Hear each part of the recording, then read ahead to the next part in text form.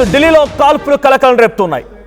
24 గంటల వ్యవధిలోనే 2 చోట్ల కాల్పులు ఒక్కసారిగా సంచలనంగా మారాయి.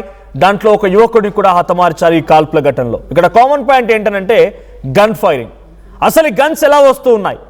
అక్కడ ఈ దారుణానికి పాల్పడింది కూడా ఎంగేజ్ జనరేషన్, సుమారుగా 25-26 ఆ ఏజ్ ఉన్నటువంటి ఏజ్ గ్రూప్ వాళ్ళే.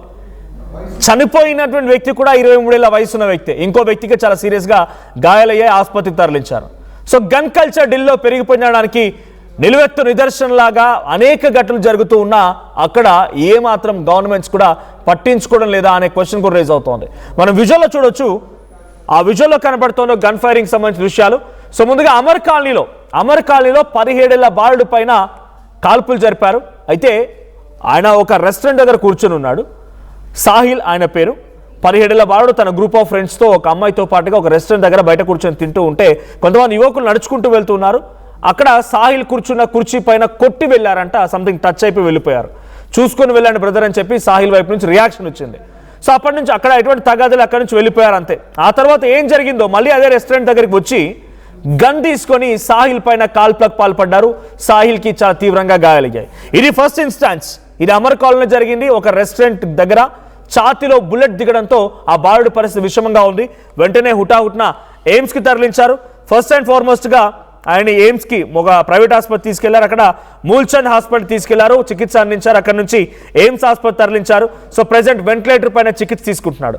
ఈ ఘటన ఒక రకంగా ఉంటాయి. ఇంకో ఘటన ఖజూరికాస్ ప్రాంతంలో పిఎస్ పరిధిలో ఉన్నటువంటి 23 ఏళ్ల యువకుడు ఆయన రజా మెవాతి పైన ఈ రకమైనటువంటి దారుణమే జరిగింది.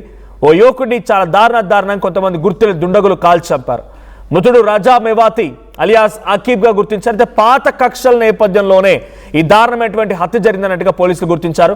హత్య ఎవరు చేశారన్న దానిపైన అనేక రకాలుగా కొంత పోలీసులు విచారిస్తూ ఉన్నారు. సో మన రెస్టారెంట్ విజువల్ చూస్తున్నాం. ఫస్ట్ విజువల్ మీరు గమనించండి, ఒక రెస్టారెంట్ విజువల్.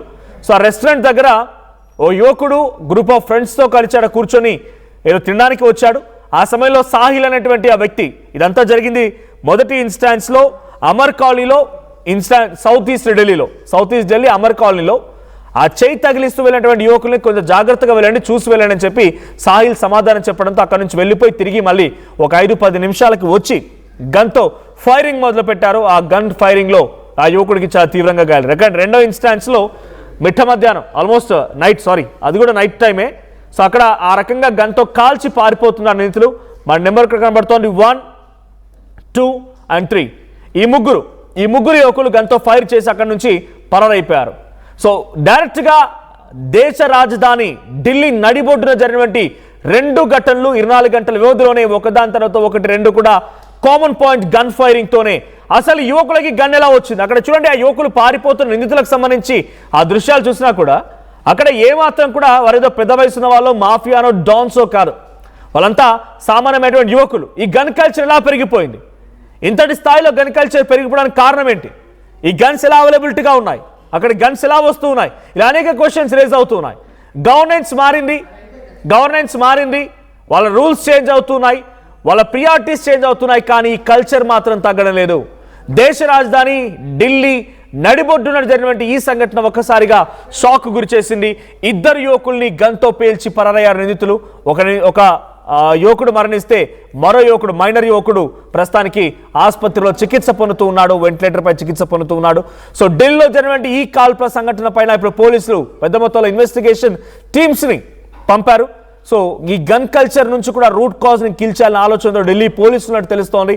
బట్ వాళ్ళు ఎంతవరకు సక్సెస్ అవుతారు ఈ నిందితులు పట్టుకోవడంలో కానీ గన్ కల్చర్ని ఆపడంలో కానీ అనేది చూడాల్సిన అవసరం అయితే ఉంది. సో లెఫ్ట్ సైడ్ విజువల్ మీరు చూడండి, అక్కడ రెడ్ కలర్ డాట్ బ్లింక్ కనబడుతున్న దగ్గరే అది అక్కడ రక్తపు మరకలు. సో ఆ యువకుడిని హతమార్చిన తర్వాత అక్కడే పడిపోయి కొట్టుబిట్టాడుతూ ఉండగా వెంటనే ఆసుపత్రికి, ఆ తర్వాత ఎయిమ్స్ ఆసుపత్రి తరలించారు. ప్రస్తుతం వెంటిలేటర్ పై చికిత్స పొందుతున్నాడు.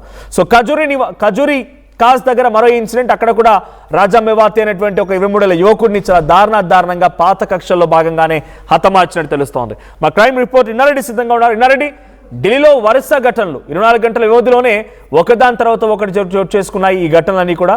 సో దేశ రాజధాని ఢిల్లీ నడిబొడ్డున జరిగినటువంటి 2 ఘటనలు కూడా ఇప్పుడు షాక్ గురి చేస్తూ ఉన్నాయి.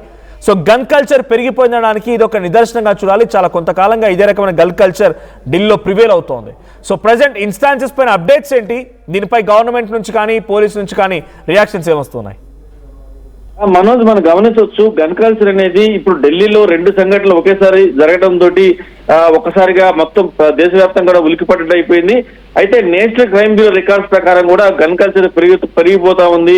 అక్రమంగా గన్లు చాలా యథేచ్ఛగా దొరుకుతా ఉన్నాయి. ఎవరైతే క్రిమినల్ మైండ్ తో ఎవరైతే ఉన్నారో ఆ క్రిమినల్స్ కి ప్రతి ఒక్కరి దగ్గర లైసెన్స్ లేని గన్లు చాలా ఉన్నాయనే విషయాన్ని కూడా నేషనల్ క్రైమ్ బ్యూరో రికార్డ్ ఇప్పటికే కొంత సమాచారం బయటపెట్టింది.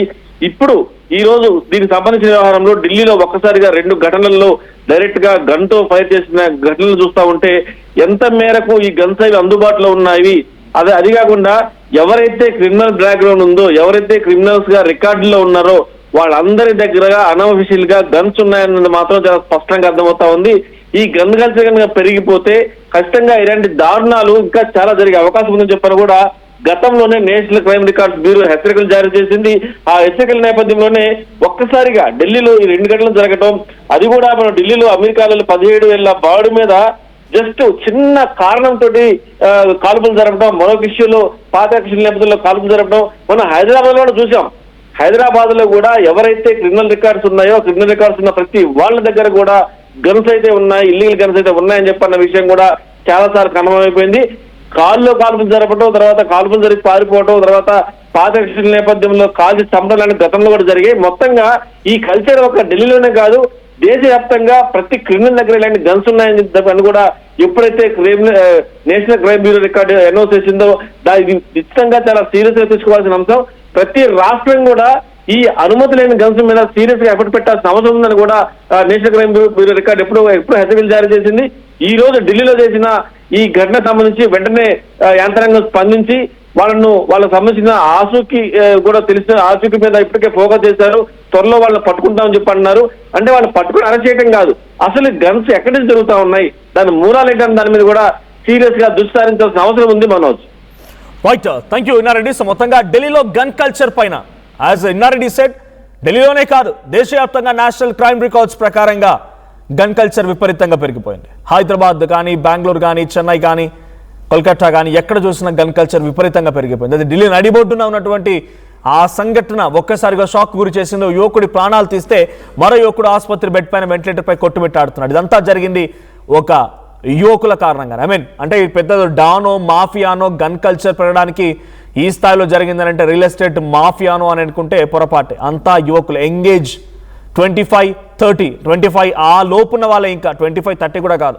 సో 25 లోపున్న వారే ఒక కుర్చీకి చేయి తగిలిస్తే జాగ్రత్తగా వెళ్ళండి చెప్పినందుకు యువకుడిని గన్తో కాల్చారు. ఆసుపత్రి బెడ్పై చికిత్స పొందుతూ ఉంటే ఇంకో చోట పాత కక్షలంట. అవి పాత కక్షలు అంటే వాళ్ళు ఏం పెద్ద వయసులో లేం కాదు. 23 యువకుడిని హతమార్చారంటే వాళ్ళ వయసు ఏ మాదిరిగా ఉంటుందో అర్థం చేసుకోండి. అయితే లవ్ అయి ఉండాలి, లేదంటే ఇంకేదైనా చాటింగ్స్ కానీ పొలిటికల్ ఇంటర్ఫరెన్స్ కానీ అయి ఉండాలి. సో ప్రస్తుతం జరిగినటువంటి ఈ 2 ఇన్స్టాన్సెస్లో గన్ కల్చర్ పెరిగిపోయింది అనేది చాలా స్పష్టంగా కనబడుతోంది. But how come Delhi police will try to restrict the gun culture from Delhi, or ఆ నిందితులు ఎలా సక్సెస్ఫుల్గా పట్టుకుంటారు, దీని రూట్ కాజ్ని ఎలా కిల్ చేస్తారో చూడాలి.